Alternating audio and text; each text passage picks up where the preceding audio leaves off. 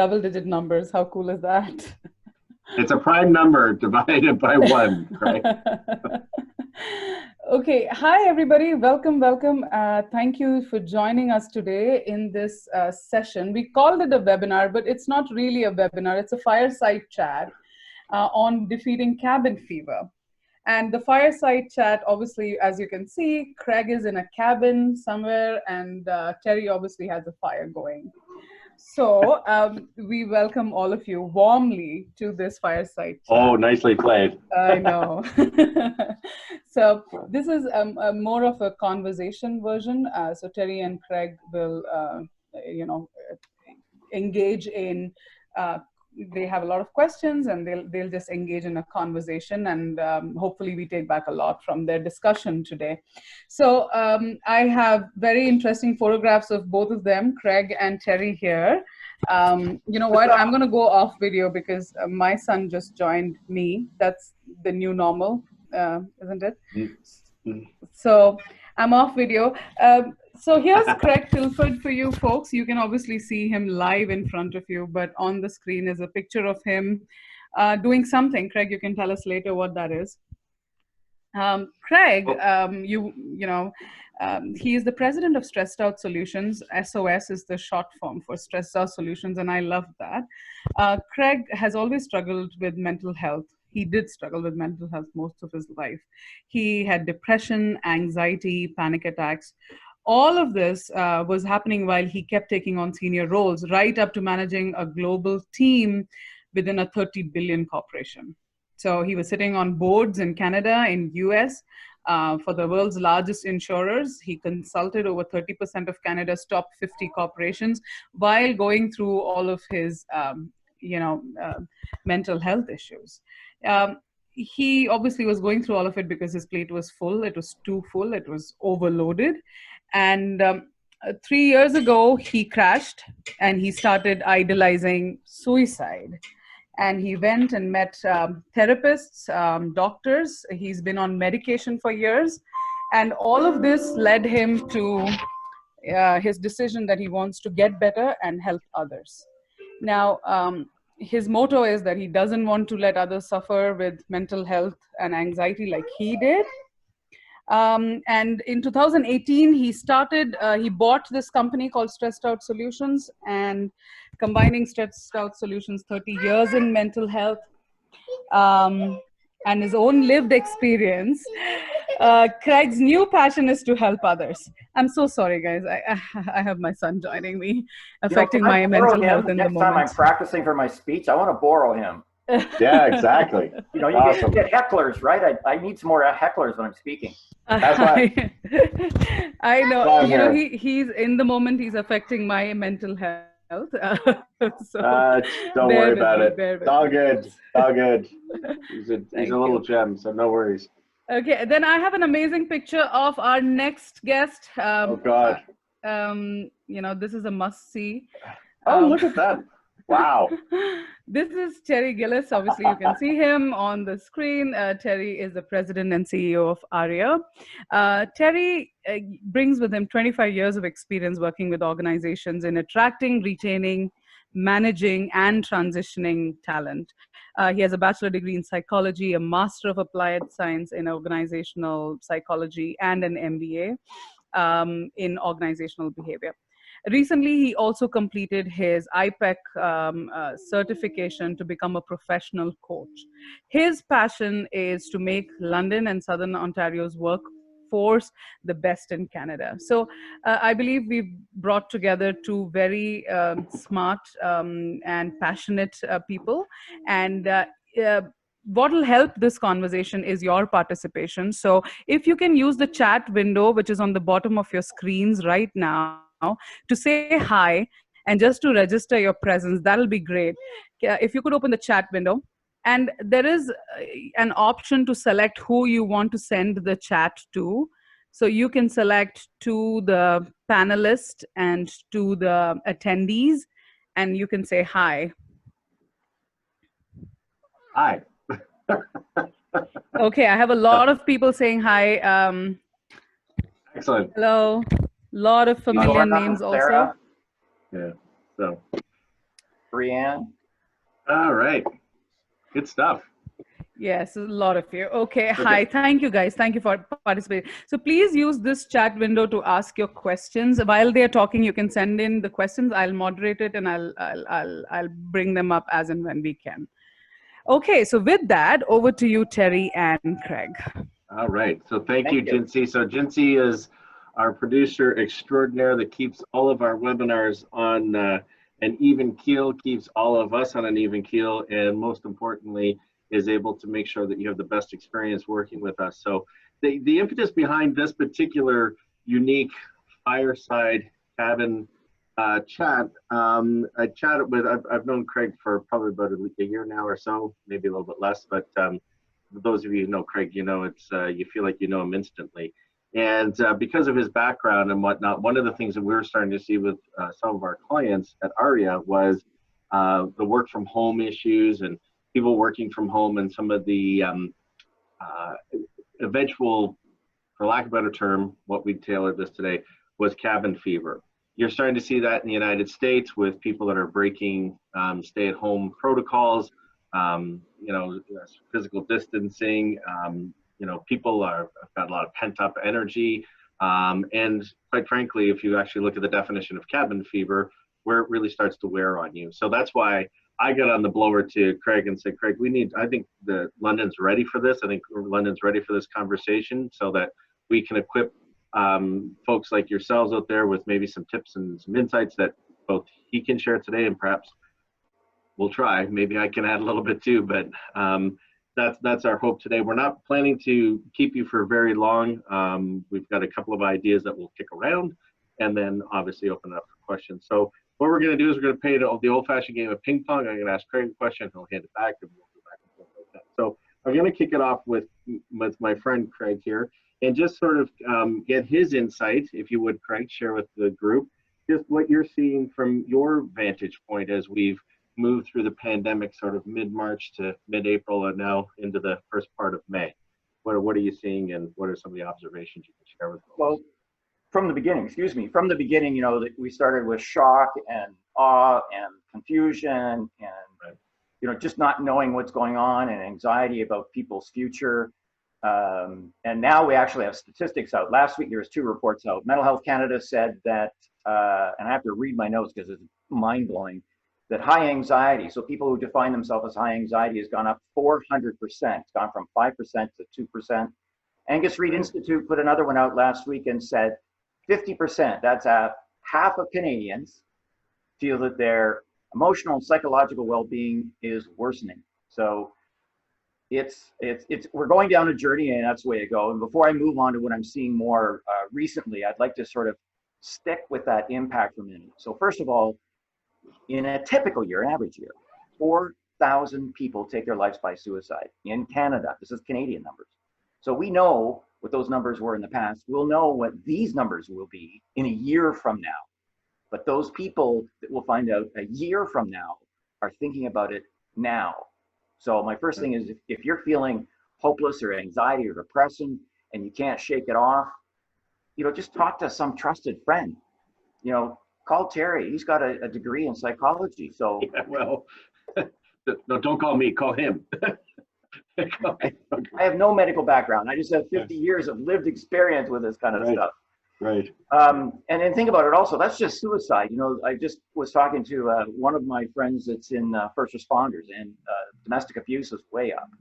And of course, yeah, I saw that. Yeah. That deals with spouses and also with kids. Okay, so what am I seeing now? Well, first of all, no brainer, everybody's online. Grandma, grandpa, everybody's online. If you're doing it for connection, great. But if you're doing it because you're flipping your business, just think about it. Does your business really belong online? So there's some out there that have done a great job, and some maybe not quite so much. The biggest trend that I've seen most recently in the last couple of weeks is people, and this is Terry and I talked about, people are disengaging. They are withdrawing from social media, they're withdrawing from meetings, they're withdrawing from all sorts of things, because we're just absolutely tired of learning new technology, new ways to do this, including new ways to get food. So I think people have just sort of had a little bit of cabin fever, and they're done. So Terry, I am so glad that the world is starting to open back up so that we can, although I'm still worried about COVID, but we can maybe get rid of some of this cabin fever. What do you think? What are you seeing out there?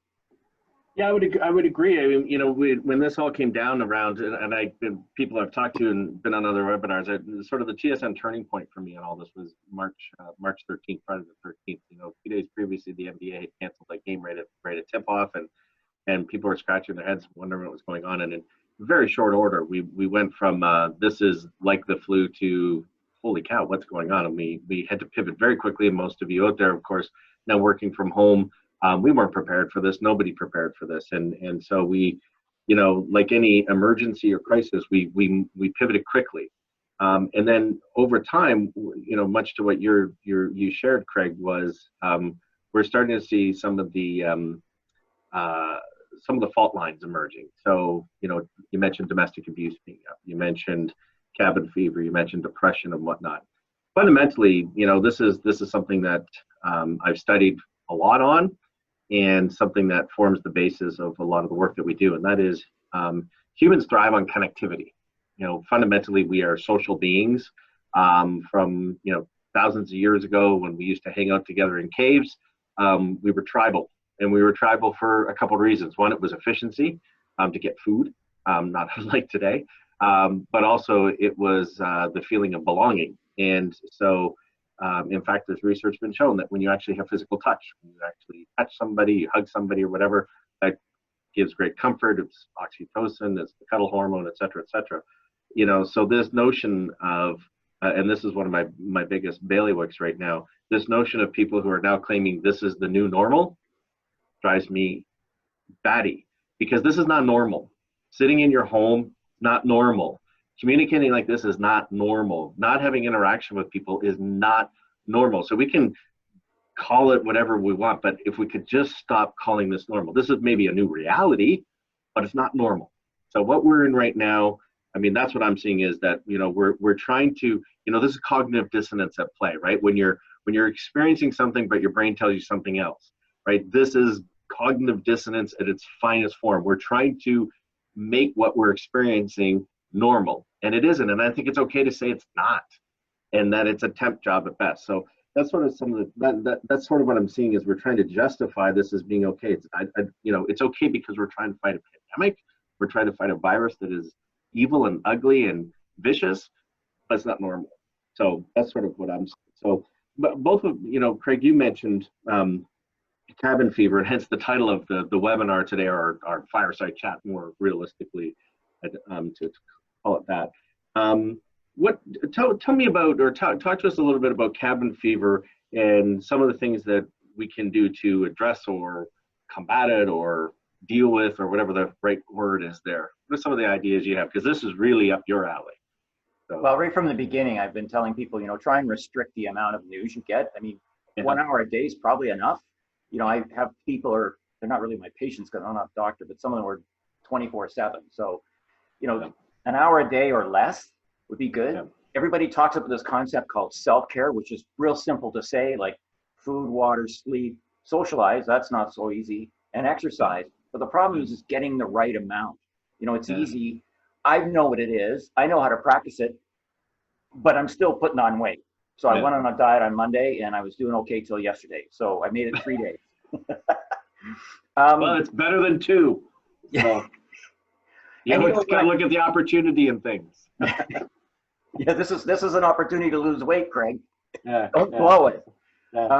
So people they know about it, but they just sort of don't get on it, and that gets kind of difficult. You know, whether it's that little voice in your head or that craving, whenever it is. You know, but everybody knows it. I ask people in my workshops, my speech, and everybody knows it. And in the part I'm going to segue into for now is that they will know most of it. They'll be close on the food and all that other stuff. And you know what? Right now, that's okay. Don't beat yourself up. You know, it's okay to be in the area, which leads me to the next thing is it's okay. And you sort of hit on this already. It's okay to not be okay. Because right now, never before. I mean, I'm thinking about what you're saying about being in caves. We've been together forever. This is the first time ever that we are not together. And by the way, the things I miss the most, fresh fruit and vegetables, and hugs. That's, Yeah. you know, Hugs. I got to be honest with you. I mean, I'm not the big hugger type, but you know, somebody you haven't seen in a long time, somebody that's having a hard time. I mean, look at funerals right now. I mean, the you know, one of the victims in Nova Scotia, the massacre a few weeks ago, I went to high school with her, and she was a couple years behind me, but her brother was in the same grade as I am, and I participated in the online service, and it was quite beautiful and moving and whatnot. But what was so missing for me in that moment was her mother, and how desperately I just wanted to hug that woman, even though I'm 2,000 miles away or however far away we were. That's just so foreign to us, you know, and that's a big miss. Sorry, I want to get to some new stuff because by now I've lost count how many weeks we've been in this, and I want to throw some ideas out there, and I'm hoping you get at least one idea that you haven't heard. Awesome. Sorry? That'd be awesome. Well, let's hope so. So chopping wood, cut down a tree, wax a boat, restock the beer. Sorry, wrong one. Cabin fever. Seriously, here's ones for the zero wasters out there. If you know what a zero waste person is, which I try to be, is shop your house. So walk around your house. Terry, I defy you to walk around your house tonight and find less than 2 jobs or job jar things that you should have been doing and you've been putting off forever. And take that and go do that. How does that include watching Ozark? No, I already saw the last season. That's my new thing. Well, when you've done that, I have plenty more for you. I'll be in touch. Perfect. Yeah. One of the things is think about trips. You know, let's think about the future and having fun. So if you're going to go camping this summer, get your camping stuff together, get it organized. If you're thinking of going on a trip abroad and you've been planning this, why don't you learn the language? Why don't you do the research now? Like, one of the things about going places is the anticipation and the preparation. Correct. So think about that. Photography, I'm a photography nut. Categorize all those pictures that everybody has on all your phones, go through them, and then maybe reach out to those friends and go, hey, remember when we did this? Wasn't that a blast? And so now you're socializing and you're getting your category. And of course, some of you would know I come from the insurance industry. Nobody categorizes all their possessions. And I guarantee you, if you have a small loss or a big loss, you will not remember everything. So take your phones. I mean, you can put chips in these things. Big enough. Go around your house. Yeah. New language, I said. Online courses. If you have a library card, you can get books and courses for free. Some of the universities and colleges around the world will do that. Yeah, Jincy was sharing with us, is it, and she can chime in here, but is it MOOC? Jincy? Yeah. Is that the one for the library? No, yes, the massive open online courses. Massive open online courses, MOOC. Well, there you go. Who knew? Yeah. Yeah. So Coursera's edX. I'll leave it in the chat window for everybody. Those guys offer a lot of free sessions, and if you pay $40 to $60, that varies. You could get a certificate that says you just completed Introduction to Emotional Intelligence from Yale University or from University of Toronto, University of Michigan, and all of that. Who knew? There you Yeah. go. Wow. Well, I have one more idea, and it's the best one as far as I'm concerned. I came across these ladies in a big hardware store parking lot, and they were having a tailgate party.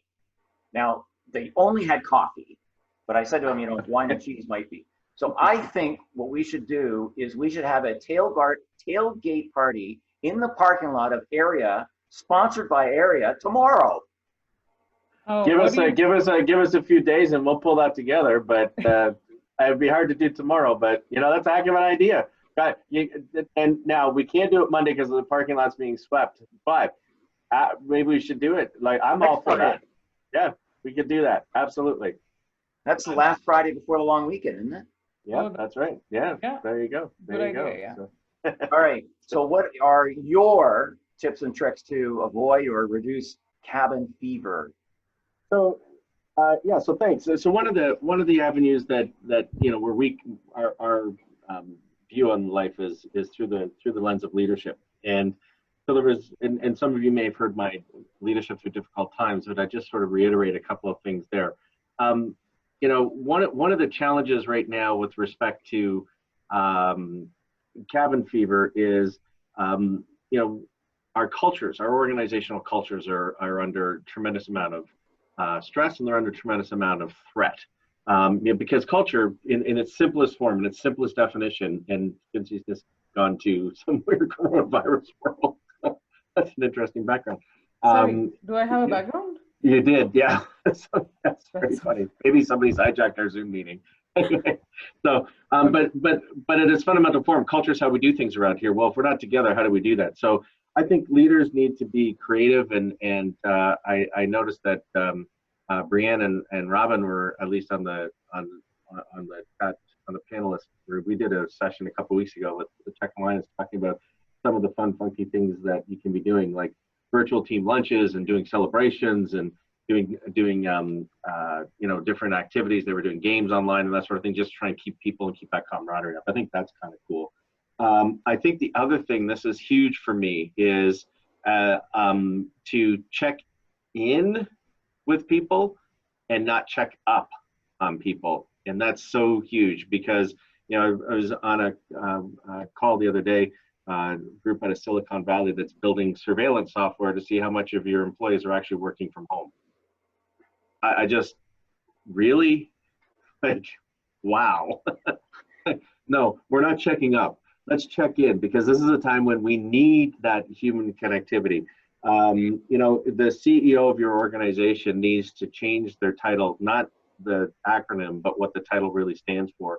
And I think now what we need more than ever before is a chief empathy officer. So somebody who has the ability to put themselves in the shoes of their employees and be able to be that outlet. Gallup just came out with a poll that suggested the 4 things that followers are looking for. And I thought this was huge. They're looking for hope. So as a leader, be able to offer hope to people. Barack Obama got elected on hope. And not to get political, but hope is one of the strongest motivators. I remember watching, what's the one with the Mockingjay? What's that called? Anyway, the movie, Mockingbird? No. The one with somebody put it in the chat box. Oh my goodness, why can't I think of it? Anyway, it doesn't matter. President Snow said that, hope is Hunger Games. Hunger Games. Thank you. The Hunger Games. Thank you, Brianne. And thank you, Beverly. In the chat window. Yes, thank you, Beverly, and thank you, Brianne, for the Hunger Games. Yes, when President Snow said, essentially, she's offering hope, and that there's no power stronger in the world. So hope, that employees are looking for trust, right? So that's not that checking up, but checking in. They're looking for compassion, so that notion of yes, we're for compassion, and they're looking for some degree of stability. This is not the time, I don't think, to be introducing a brand new process or a brand new product or whatever. People want stability. So I think that can help your employees who are all over the place in their homes. Last comment on that, I think, too, as soon as we can, this will be a nice segue, by the way, as soon as we can get people back to work, I know a lot of people are saying, hey, everyone's going to be working from home. I'm one of the few in the world that totally 100% disagrees with this, and here's why. Because for me, I'm an extrovert, and for introverts, you're probably cool with this. But to me, my home is my castle. My home is my place where I go to rest, to disconnect, to chill, do all that. And when you're working from home, it's always there. You walk by I was talking to a good friend of mine yesterday. I said, where are you working from home? He said, yes. And I said, where are you working from? He says, my kitchen table. I said, well, where are you eating? He says, we eat at the kitchen table. I said, so you're having a meal with your family at the same place you do work. How do you dissociate those things? How do you decompress and disconnect? So as soon as we can get back to work, I say, let's get that done, because at least from my perspective, that connectivity, you don't have the ability to uncouple that, and not to call it up, but some of the colleagues in our firm here working from home, I'm getting emails from them at midnight. Stop. Because now the lines between work and home are blurred. So I believe that. So in that context, so that's sort of my ideas. In that context, Craig, with respect to reopening, with respect to coming back online and all that sort of stuff, advice there. So I'm glad I didn't talk to the... Before Craig goes on, Craig and Terry, I have a question, and I think before we move on to the reopening, we should take this. Is this a list, yes? Yeah, the question is, Alicia, so the question is, do you think finding these jobs that need to be done around the house contribute to the anxiety that one can feel? Employees feel like they still don't have time in the day to complete these kind of tasks. What's your advice on this? Sometimes having a list of projects to do causes more stress than otherwise. Interesting. So I get this often because I still practice it. I mean, like we'll always have mental health, and I have a to-do list, and these are some of the indicators that somebody is struggling. So Alicia, I hope I get that pronunciation right. If I don't give you, like, I can't give you everything in this, please reach out to me. I'd be happy to talk about it ad nauseum about it. But there's, you know, you have this thing about, well, I got to do this. I should. And, you know, they say you should never SHIT on yourself. So we always say in mental health, don't should on yourself. Mm-hmm. So getting that list and worrying about all that, there's very tactical things you can deal with it. And one of the things is if you can't get out of your chair, you can't get out of bed because you think, oh, I got so many things to do, is we have this phrase called, this is a key one, write this down, move a muscle, change a thought. So when you're not moving a muscle and you're thinking, I got so much to do, think to yourself, okay, I have 2,000 things to do. What is the smallest, the easiest, and the fastest thing I can do? I'm going to get up my butt and do just that one.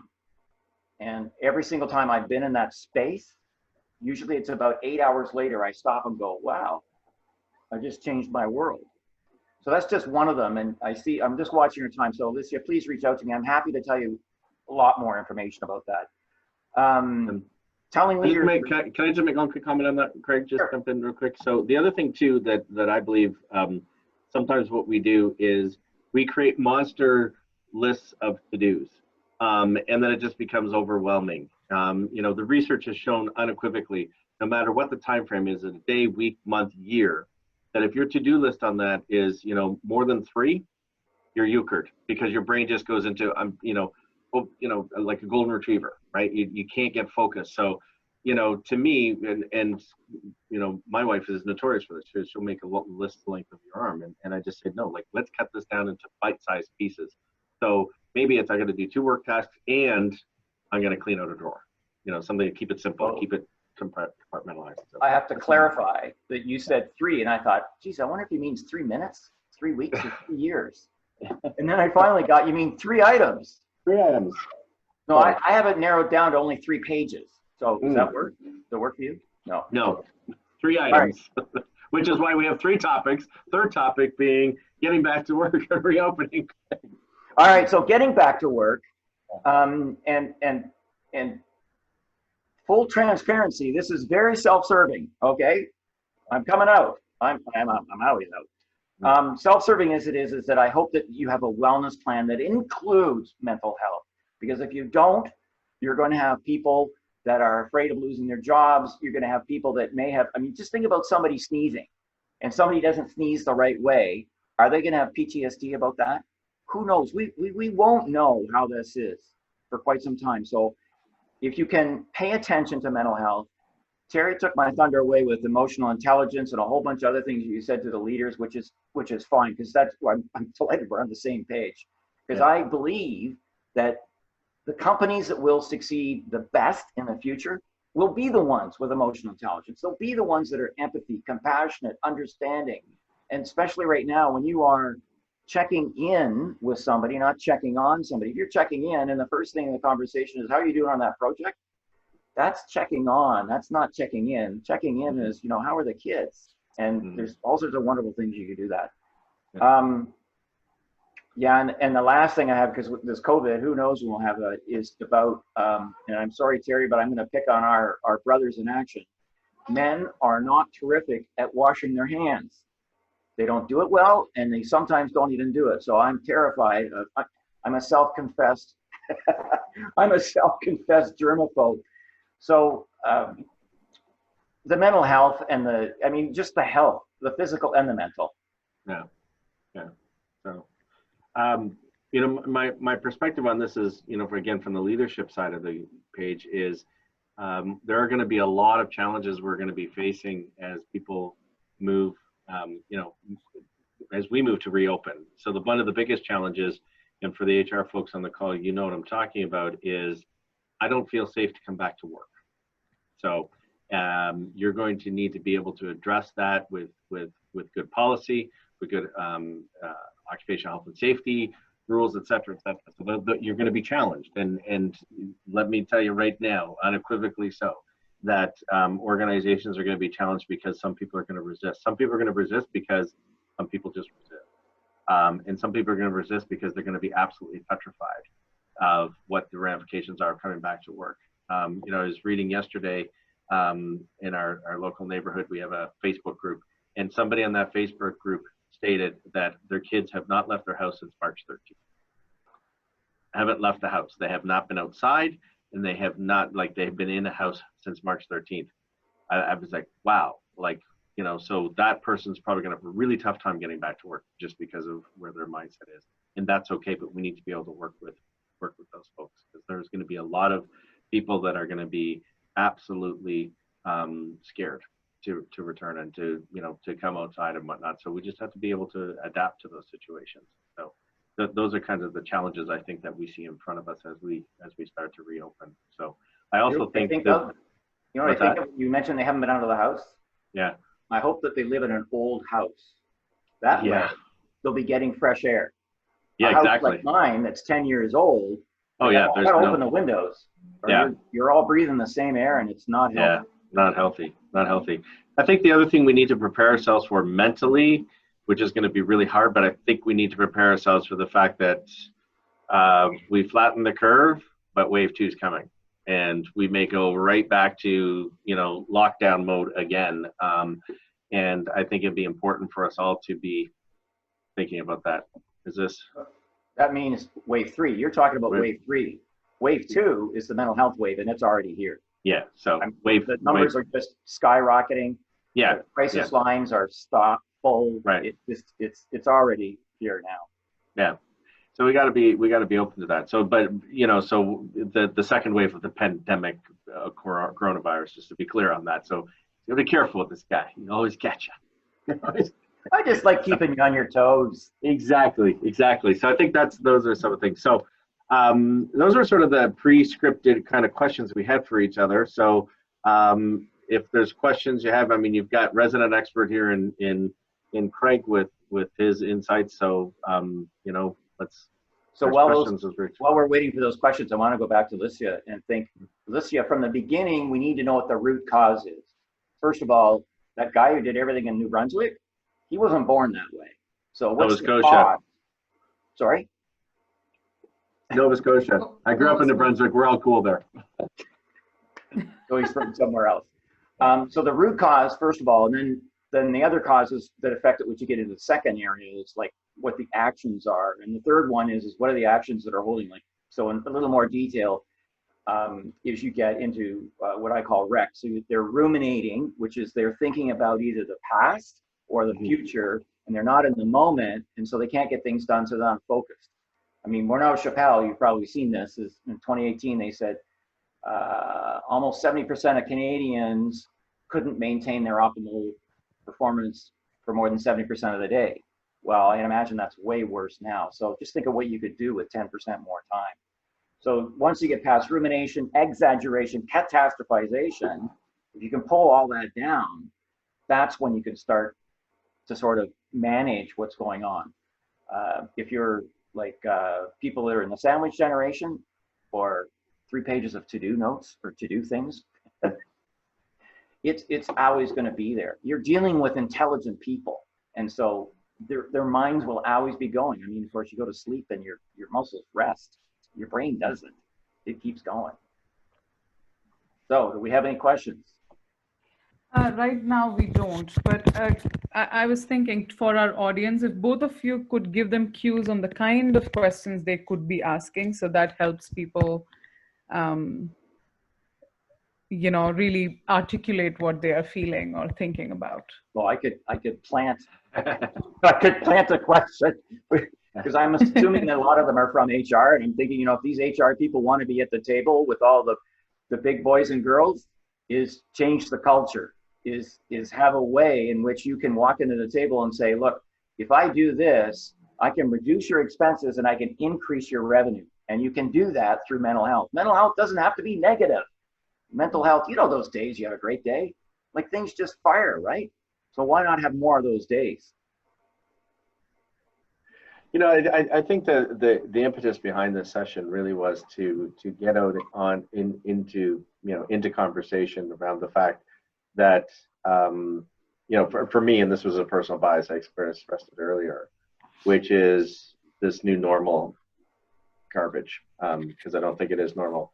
We pivot quickly. We got everybody out of our office buildings in a matter of days. We got them into their home offices in a place that they weren't, not normal, not regular. And then everybody started backing it up with, well, actually, if you look at the data from those that work at home, but actually productivity is going up. So now we're putting expectations on employees that, your productivity should be going up because the work from home, literature suggests that. This is not the same work from home as that which was studied, 2 years ago in university and research settings. So, it is a topsy-turvy world. Things are upside down. I use the analogy of a snow globe that's been shaken and no one's put it back down on the table yet. They just keep shaking it. So, it's just, every day it's like another shake and it's like nothing's getting stabilized. Although it starts, I'd argue right now we're starting to feel that, but I don't know if that's real or if that's just our patience has run out, so, so there's a lot of people out there that just need to be able to talk and to be able to express and to encourage the ability to have dialogue and hey, I'm feeling this. Is that cool? If you're feeling it, it's cool. It's okay to not be okay. It's okay not to be okay. So correct. I'm reminded of the Canadian Mental Health Association's tagline, #GetReal. This is their week, right? That's the hashtag. Okay, we have one question in the comment box. The question is from a very good friend. Question is, any tips on how to help folks reset and consider their situation from a more positive perspective? So no one is sick in the person's family, but the person is, how do you look at things positively and not, the whole doomsday feeling? That gets into, some people, they call it journaling and some people call it grateful. I've been wondering the whole time what it's like. I think it's 7 million people in the world were moving around, running away from wars and all that stuff up until January or something. And I thought to myself, because one of the camps is 1 million people in tents or makeshift tents. And I thought, what's going on with them? I finally saw this morning, CBC had something on it. So no matter how bad you have it, there's always somebody who has it worse. And there's always somebody who's going to have it better. But just be grateful. Be in the moment in what you have. Be mindful of what you have now. I have a very nice haircut, and I did my roots before we came on, and I have a good friend like Terry. There you go. I'll give a perspective which may be dangerous for me to share because it may change your opinion of me. But many years ago, I have Crohn's disease, and for those that know what that is, it can be quite a debilitating disease. And I was hospitalized with surgery, and the couple of days, about six days after surgery, the surgery didn't work and all kinds of issues. Had another surgery within 6 days, and after that had another one. So I had 3 surgeries back to back. And I got to tell you, after you've been through the ringer 3 times, there's nothing worse in the world than somebody coming into your hospital room, like a doctor, and saying, there's people in this hospital who are a whole lot more sick than you are. Suck it up. I wanted to throat punch him, because in that moment, that's the last thing I wanted to hear, was that there were people worse off in this world. Instead, what I think is better is, at least what helps me when I'm feeling really, really down, and this was taught through our coach training, what's the opportunity here? What's the opportunity in this moment, which gets to the gratitude thing? So if you're, if you lost a major contract, what's the opportunity in that moment? If there's somebody in your family does get sick, what's the opportunity here? Which for a lot of people, they scratch that and go, oh my God, you guys look weird. It's really to say, what's the opportunity? Is it an opportunity to learn? Is it an opportunity to grow? Is it an opportunity to bring togetherness? What's the opportunity that's presented? So it's, which is essentially just a fancier way of saying what my grandfather, and I'm sure all of our grandparents or parents have said, there's not one door closes that another one doesn't open, right? So that's that mindset of opportunity, gratitude, and whatnot. So with respect to the question, hey, no one's sick in my family and things seem to be going okay, what's the opportunity in that? Is that an opportunity for us to talk to those that maybe aren't as lucky? Is that an opportunity for their experience? Is that an opportunity to do something for somebody who doesn't have it as good as us? So I don't know. It's just sort of things that came into my mind. But I think the worst thing you can possibly do to somebody who's feeling down is to say to them, there are people in this world worse off than you. Because Oh, exactly. Almost exactly 30 years ago, I walked into a shrink's office for the first time in my life after waiting a year to get in there. And she said, Craig, there's people way worse off than you. Get out.